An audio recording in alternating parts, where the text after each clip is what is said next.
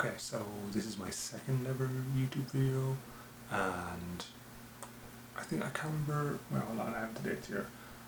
So, August the 5th. So this is my reading for August, September, and the start of October.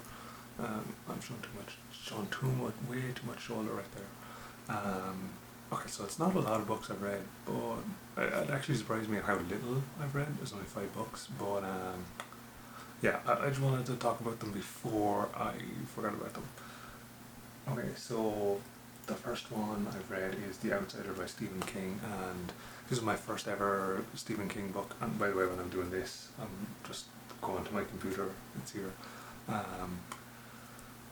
Yeah, The Outsider was my first ever Stephen King, and I really had no idea what to expect. I mean, obviously I know he does a lot of horror, so that was what I was expecting, and you definitely get it in this book, but I think he really lets himself down with, I don't know, it's just such a weird book, because the first 130 pages were really good. Like, I loved those. They were like, it was some of the best writing I'd ever written. It was so exciting, it grabbed me so quickly, it grabbed me so much, I had to just keep reading it. I even stayed up till 1 o'clock in the night, like the day I loaned this from the library, because I just could not put the book down. But then after that, it just died completely in the middle. A friend said that she had read a few Stephen Kings, and the problem that she found with them was that it always felt like he was in need of an editor, and now the sun's going to come out and ruin my lighting. It's going to look like shit. But I'll continue on anyway. But yeah, and I found, like, when I was reading it, I didn't really think it was like that bad, but looking back on it in retrospect, it was kind of, I don't know, it just lost something after those pages, or after that kind of amount of time, 130 pages. Yeah, it just, I don't know, it really, I can't remember whether that was when it was revealed, like what the kind of story arc we were going to go on was, or if it was the, like, kind of him veering more into the supernatural. This is kind of a spoiler. I mean, yeah, I mean it is, but sorry, I'm going to say it anyway, but so just so you know, if you don't want to get spoiled about a plot point in this book, you're going to have to stop watching or skip to the next book. But there's a part where Terry goes to another town, some other town, I can't remember what it was called. Flint City maybe, or maybe that's the one that they're in, but they go to another town to a book fair, a book convention, and Harlan Coben is writing, or he's at that. And then Terry, who's one of the main characters we're following, like he's kind of the initial suspect in this story. He asks Harlan Coben a question. So it's, and the question he asks is, do you know when you're writing a thriller story who's done it, or do you figure that out along the way? And the answer that Harlan Coben in the story gives, remember this is a Stephen King story, Stephen King is writing Harlan Coben to give this answer, but I think it's Stephen King giving this answer to the reader, is that Harlan Coben answers Terry's question and says, no, sometimes I don't, sometimes the book reveals the killer, as opposed to the author revealing the killer. I thought that was kind of a very Stephen King way of saying, I actually don't know what the fuck I'm doing with this story. I started strong, and now I have no clue how to finish it, and yeah, it was just, it just lost itself completely after like 150 pages. I wasn't really excited or interested in the book anymore, but I said I would continue because it's for Stephen King. I wanted to see what it was about, and like more so what his writing was about. The middle of this book was just so, it was just filled with nothing really, I don't think, and the characterization of all the characters, they're all so bland and so generic. Like, it felt like they could have been in any random TV show that's about something happening in America. It's like there was no real standout personalities here besides Holly, and even then, like she's cool, and I like her, and well, I don't know if I like her, but she definitely has a personality that's not cop guy, just not white American cop guy. Yeah, she was good. I don't know why. Like looking through some of the Goodreads reviews, and you see people kind of criticizing her. To me, she was one of the only interesting people in this book, interesting characters in this book. Everyone else is just kind of generic. And also another problem that Stephen King has. Oh, now my lighting's getting way too dark because the sun is gone. Another problem that Stephen King has is he doesn't know how to write black people. The very start of this book, it has two black kids. They're just on the street. They're just like I think they're just. I actually don't know what they're doing. I can't remember now. But what I do remember is that the way they talked seemed really, really weird. It, I mean, it came across like a white guy who's never interacted with black people, giving them stereotypical dialogue because the only interaction he's had with them is watching them be stereotyped on TV or something. I don't know. But it just felt so unnatural, and for an author who is so highly regarded in like lots of different spheres for like his creative storytelling, I think being unable to write dialogue, like convincing dialogue for a group of people, a minority, is just, it's so unexpected of, or like it clashed with my expectations of his actual like writing ability, if that makes sense. Like my expectations and my expectations and the reality of Stephen King's writing were different, and yeah, I was just completely surprised because it just read like they were weird. He also struggles with writing young people. Terry has two daughters, and then like the cops come over a couple of times to like ask their mother questions and stuff. Then there's one particular scene where like one of the children says rent a dent for like a rental car, and it's like, look man, I'm not American, but I don't think any 8-year-old is going to call a rental car a rent a dent. I think they're just going to call it a rental car, but I don't know. It was like, I know those are weird nitpicks, and like those are just like one page in a 400-page book, but it was just so shocking. And then another thing is with the main character's wife. I can't remember what the main character or his wife is called, but also this is real big spoilers. So the outsider visits their house, kind of visits their house, it's explained in the book obviously, but basically his visit to this house, to the main character's house, is to tell his wife, to tell him to stop investigating the outsider, right? So straightforward, makes sense. He, stop following me, you're gonna fuck my shit up.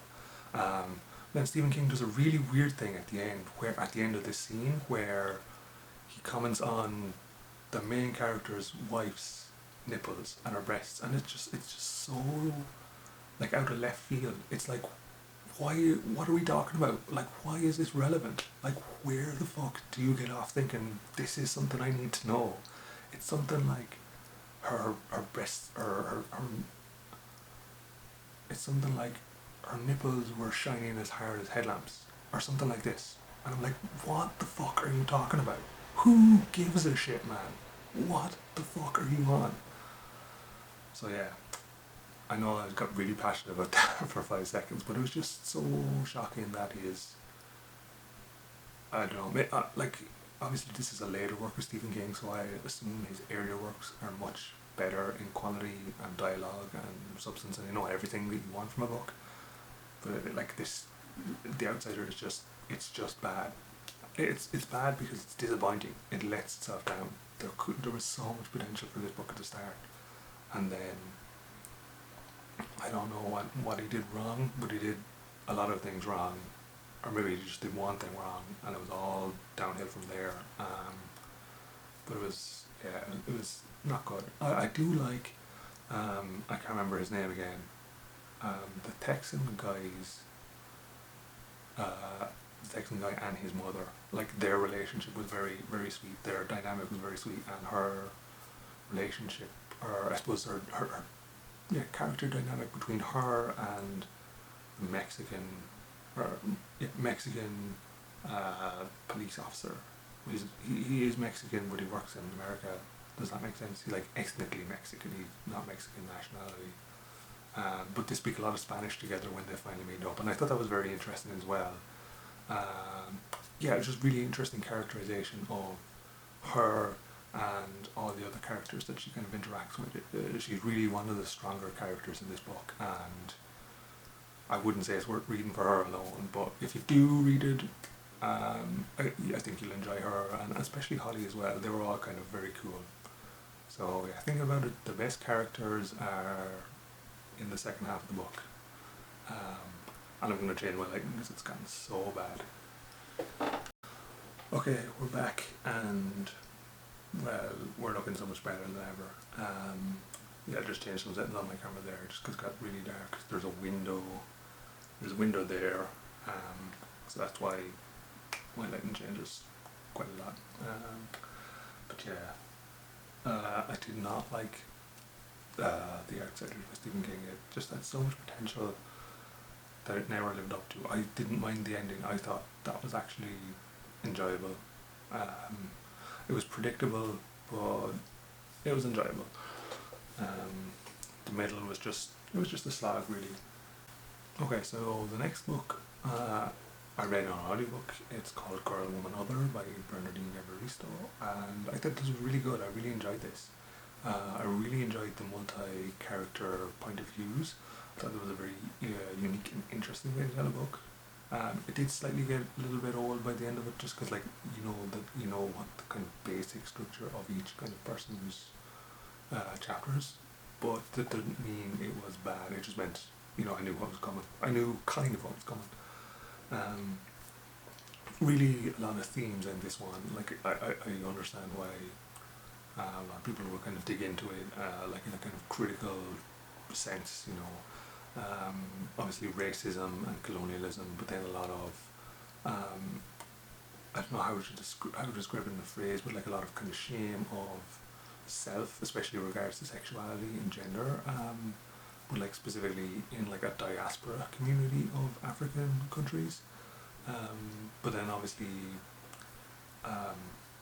yeah, I don't know. It was covered so many themes and so many bases. It felt like it covered everything possible, and I thought it was really well done. Like, at first I didn't like Emma, the very first character we get introduced to, just because she seemed very, I don't know, judicious. Is maybe that's the wrong word, but very like forceful in her beliefs. But then she obviously gets so humanized through her daughter's perspective, whose name I forget, but I think that's less relevant than how it made me feel. Yeah, it was very good. It was interesting, and I especially really liked how characters you'd say would come up in earlier chapters would then have their own point of view chapter or paragraph, and then you'd get a completely different understanding of them as a person and them as a character, and it really went into their, like, the inner machinations of self and like why they did certain things and their kind of outlook on life. And I thought it was a really, really interesting book that really made me think on kind of my place in the world, but also how other people are going through things or doing things for reasons that I may never understand but make complete sense to them, and how unless I became like really good friends with them I would never understand that either. And I thought it was just really good, introspective, thoughtful book, and I thought it covered a lot of these themes very well. Like, they did them very well with lots of empathy for kind of everyone involved, and I thought it really surprised me. I heard a lot about this on BookTube, that it was very well received there, and obviously on like awards, it's won a couple of awards, so I knew that it was highly lauded and highly respected.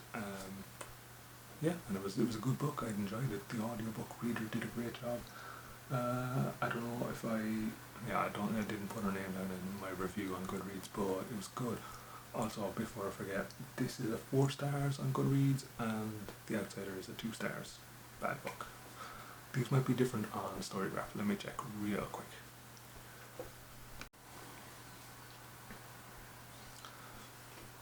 Okay, so The Outsiders on Storygraph, I give it a 2.5.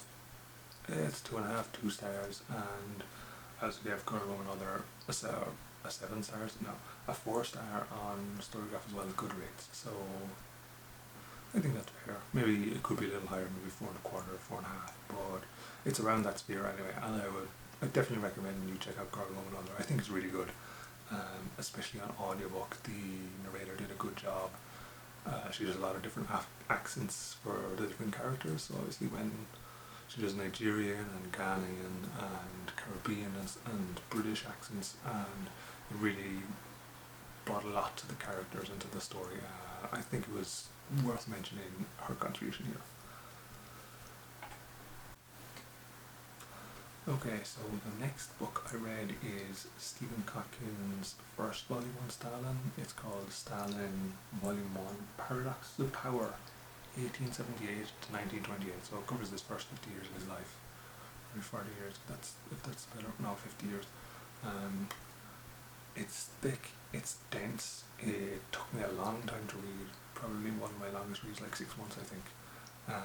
At the end I ended up, I think they call it immersion reading, where you have an audiobook playing and you physically go along the lines in the physical book with your own eyes. Yeah, it's just there was so much information and so much stuff in this book that I needed a break from my own brain processing it to get someone else to read it, and then I could follow along with the words in front of me. I just listened to the audiobook on my computer. Yeah, I think it was a worthwhile read.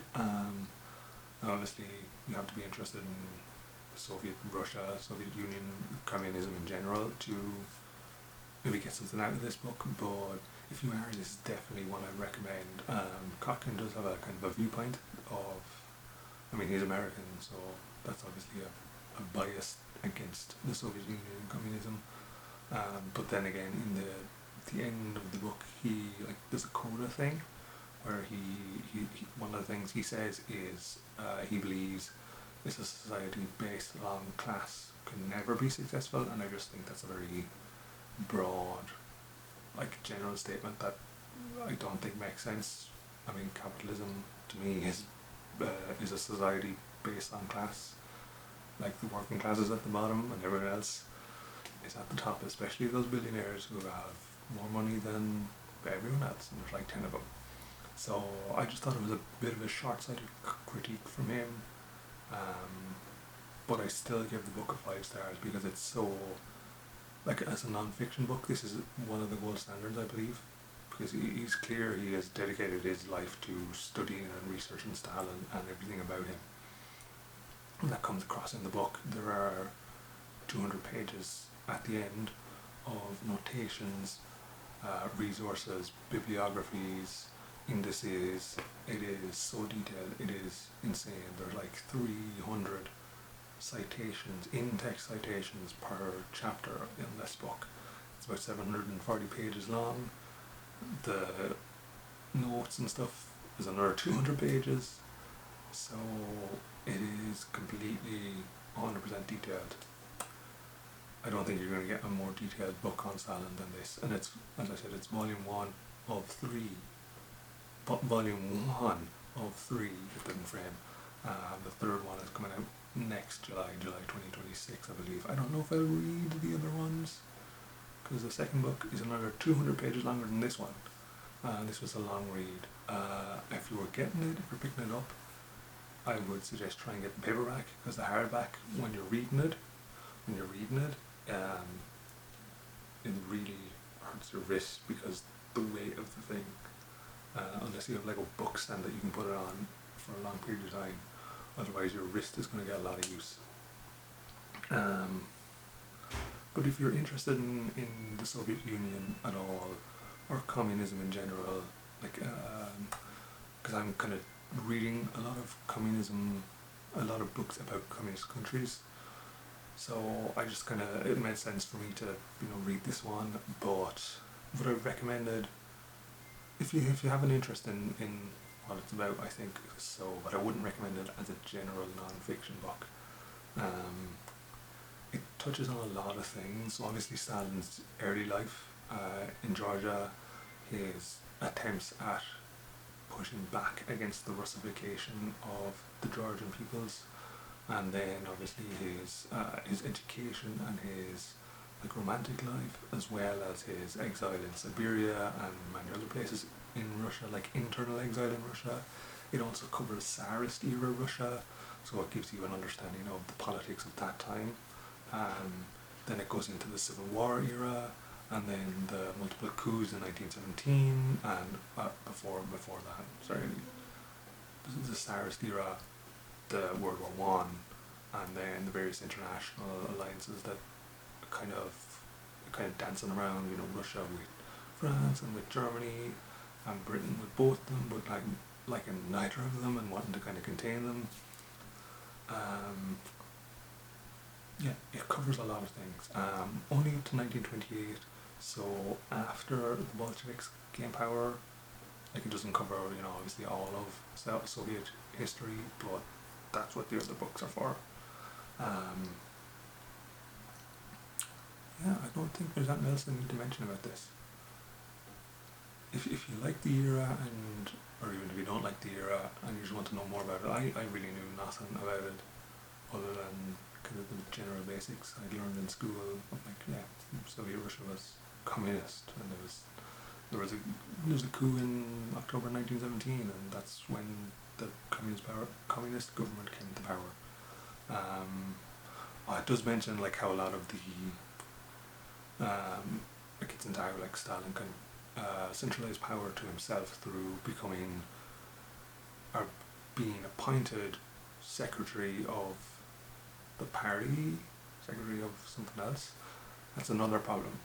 Not with the book. The book does a good job of trying to differentiate these things, but more so with this style of government, I think it's just there's so many commissions and committees and powers and different things that exist and have authority over something. It's just what exactly they have power over is the bigger question. There were so many committees and things that you're on and that someone else is not on,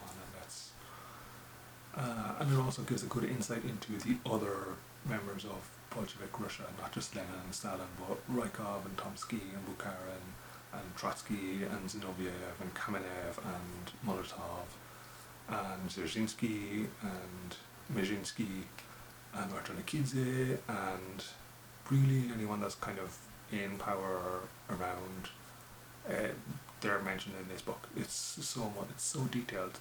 Like I know I keep saying that, but it's so detailed. It is immaculately detailed. It's the gold standard for non-fiction, in my opinion, but it's not for everyone.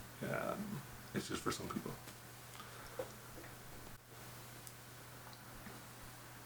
Okay, so the next book I read is called Lessons in Birdwatching by Honey Watson. I'm just going to read you this description of it on Goodreads, because I think that'll be better understanding of it than what I'll give it to you as.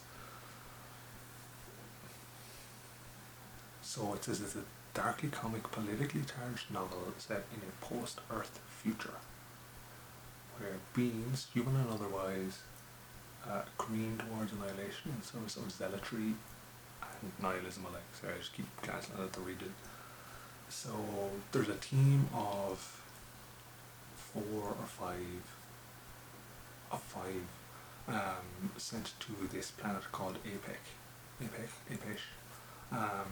and they are trying to gain admission into the Christian Empire, and Apex, the leaders of this planet are very pro-Christian. They want to get in, whereas the normal people are much more hesitant, and that's something that really, I think gets explained in a really good way in this book. I think Honey Watson does a great job of that. She also, it's very obvious that this book has a lot of inspiration that it draws from. Dune, Red Rising and Guardians of the Galaxy. Now I know that's kind of an unusual mix, especially with Guardians of the Galaxy in there, but it makes sense to me anyway. Now I have not finished Red Rising, but I do have a copy and I'm 100 pages in and I can see the resemblance, like where this book gets its inspiration from this book, and I think it's really, really cool. Basically, there are certain castes of society that you are born into that have specific colours, and those colours correspond to a job in Red Rising. So, like the Reds in Red Rising do mining. In lessons in bird watching, it is a little less specific, but it's more like the blues are military, the greens have, the greens are like trade and commerce, I believe, and then the pearls are the ethicists, so they believe in like a egalitarian society and they have a flat hierarchy, whereas there are ones called reds as well in lessons in bird watching. And they have more of a hierarchy. The Reds in, like, they have an emperor. Every caste has an emperor, but like specifically, Pearls, in theory, the emperor is on the same level as everyone else, whereas the other sects are kind of different hierarchies. So I thought it was very cool. Influence that in this book. The Dune influence as well. It's really more of a mention, but I think it's worth saying is like it's just Space and Guilds really, and then the Guardians of the Galaxy comes in and the character dynamics between our main group of people. And what I really liked about this book was I didn't think it was going to go where it did, but it did do that, and I liked the dialogue style as well. I thought it was easy for me to follow, and I could really understand how the dialogue was going, because that's the problem I have in some other books. Like not anyone in specific, but just like in particular, it's like sometimes it is hard to follow the dialogue of like who's supposed to be talking, whereas in this book it was very obvious, like this person is talking, this person is not. So yeah, just think some things I mentioned. Not too much to say about this because I don't think it did a lot like really right. I don't think it did a lot really wrong either. But I enjoyed the book and I'm looking forward to the second one. The sequel's already out on hardback, I believe. So yeah, I don't know. There's much else to say. I don't want to say too much because it would be a spoiler, and it's not like a really popular book like Game of Thrones or Dune, where it's like you kind of know what's like you know what to expect. Whereas obviously I want the author to get some money because I think you should read their book, but also I don't want to spoil it because I think you might enjoy it. I give it 3.5 stars on Storygraphy. I give 0.5 stars on Goodreads, and I just give it a 3 on Goodreads. But yeah, that's about where I put it. You know, it's an alright book. It's if you're stuck for some sci-fi fantasy kind of stuff. It's a short read as well, so you can get through it in no time. It's under 300 pages, so yeah, if that's what you're looking for, this is good for it. Okay, so the last book I want to talk about is called Shadow Play, Behind the Lines and Under Fire by Tim Marshall, and this book is about the Kosovo-Serbian War. So I got 4 stars, and I think it's a very easy read. It's a very well laid out read. That does jump around kind of like chronologically towards the end, or maybe it should be a better way to say it is I felt a little bit lost chronologically towards the end, but I think Tim Marshall does a good job of telling this story throughout the war, or throughout the book. It's telling the story of the war throughout the book. It's broken up into 3 sections: before, during, and after, and it gets more into the book. Really gets more into kind of the diplomatic happenings behind the scenes. At the end, there is recounting of Slobodan Milosevic's overthrow as president of Yugoslavia. So it ends there. It contains details about the NATO bombing campaign as well. It doesn't really get into like the whys of the conflict. I don't think, and at least from my memory of it now, I only brought this back to the library like 30 days ago, but it doesn't really touch on it. But it is a good book, and I would recommend it. But I would recommend it as part of a larger reading list on the Balkans and specifically Yugoslavia and the breakup of it. That's kind of what a lot of what I've been reading lately is about the fall of Yugoslavia. Um, so yeah, that's not really about the book though. I don't think there's anything else I want to say about the book. I mean, I don't feel confident kind of stating, like whether it's like biased to one side or the other, just because I don't have enough information to really give you that take on it. There are a lot of, not a lot, but a couple of annoying Britishisms from this book. Like he mentions Northern Ireland in kind of like an offhanded, derogatory. Oh yeah, of course those guys are always blowing each other up and fighting kind of way. A lot of like glazing of other British agencies. He talks about the British military, like their preparation, the US military and the CIA's preparation before the NATO bombing campaign, and it kind of glazes the British military intelligence a little bit. It's more annoying than really like a deal breaker. It's like, okay, you're British. I'm expecting you to have this kind of outlook on things. Yeah, I don't know. Not else to say really on that. I don't think. Well, let me look at my review. Yeah, I suppose one thing to mention is that it does. It's more of a memoir than a non-fiction book. Like, it's not like you're not getting lots of. You're getting no in-text citations or references or anything like this. So it is much more kind of flow of memory or flow of thought, kind of as it comes to him as he's recounting this story or his story in Kosovo. And it's much more of the journalist's point of view and the journalist's way of life in a conflict zone, really, than it is about, like, say, why these things happen, like why Kosovo wanted to be free of Serbian rule, basically. Yeah. Okay, so those are all the books I read since the last YouTube video I made, which is like at the end of August. I'm going to show you some library books I have out. Some of them are related to the Balkans, Yugoslavia theme that I've been running with, so I just feel it's relevant to mention because that's one of the books I read. Okay, so I started this one. It's called The War is Dead, Long Live the War by Ed Villamy. But yeah, this is a good one. It talks, so far at least I think anyway, it gets more into the atrocities that happened, like in the concentration camps, and the ethnic cleansing between the Bosniaks, the Croats, the Bosnian Serbs and Serbia, than, anything else. That's its main focus. And then this one, called The Butcher's Trail by Julian Barger, is about the manhunt for the war criminals after the breakup of Yugoslavia. So how they all got to The Hague and how they were all tried.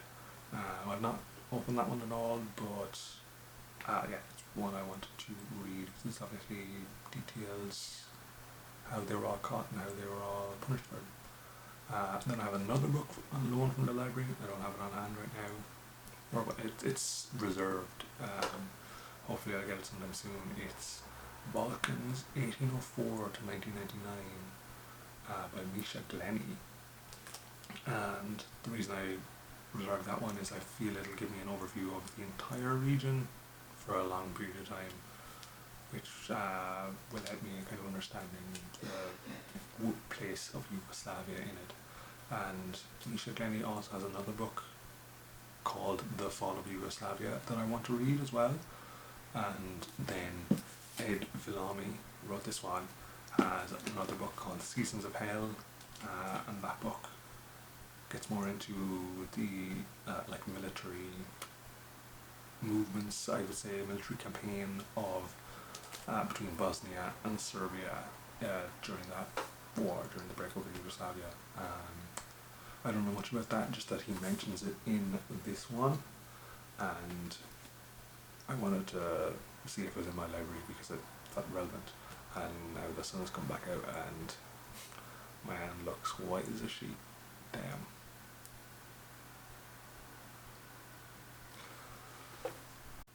Okay, I'll just continue with the other books that I have known from the library. The first book in the Game of Thrones series, I wanted to read for a while. My brothers had like the third or fourth book, so I was just like, hey, what if I just read this series? So I got this from the library. I have a couple others to show here.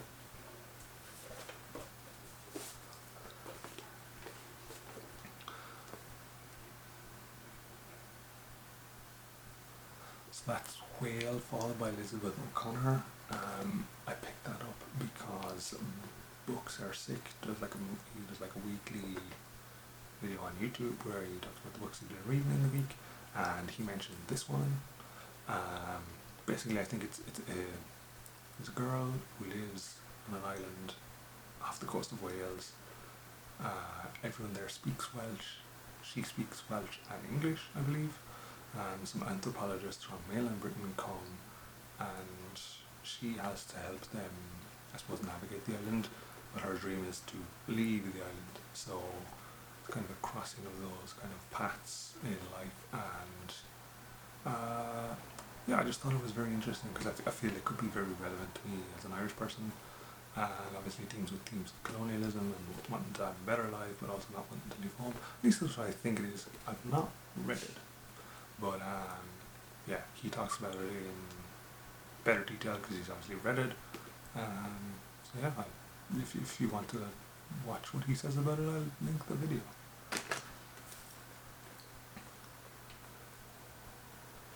That's The Baghdad Villa by Zuhair El-Haiti, translated by Samira Kawar.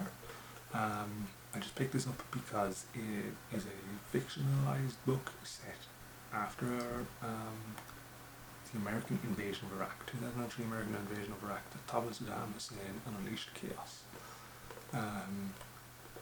Yeah, I just think it's interesting. I've been reading kind of about the Middle East in kind of, spurts and starts, and I just think this fiction, like I know it's fiction, it's not non-fiction, but I think it'll be interesting anyway. Yeah, I kind of just picked it up because it was about about Iraqi people after the American invasion, and I just think that would be an interesting time place to explore.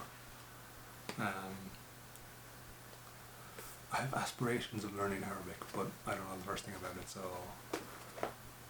yeah, I don't know. Maybe I'll get there one day. And then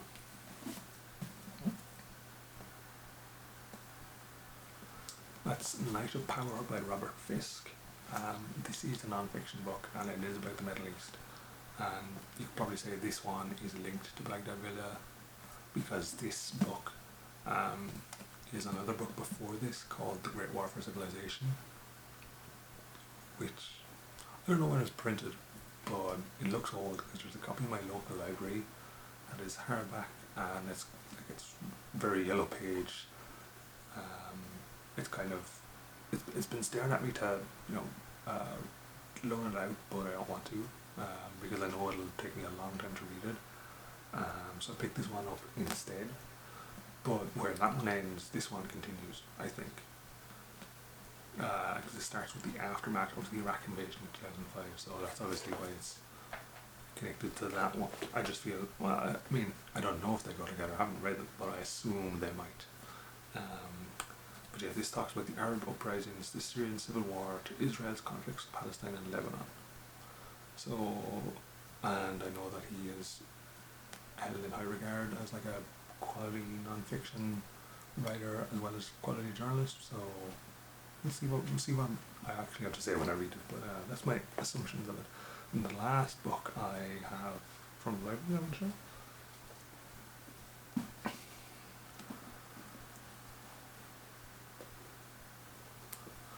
That's Long Island Compromise by Taffy Brodesser Ackner.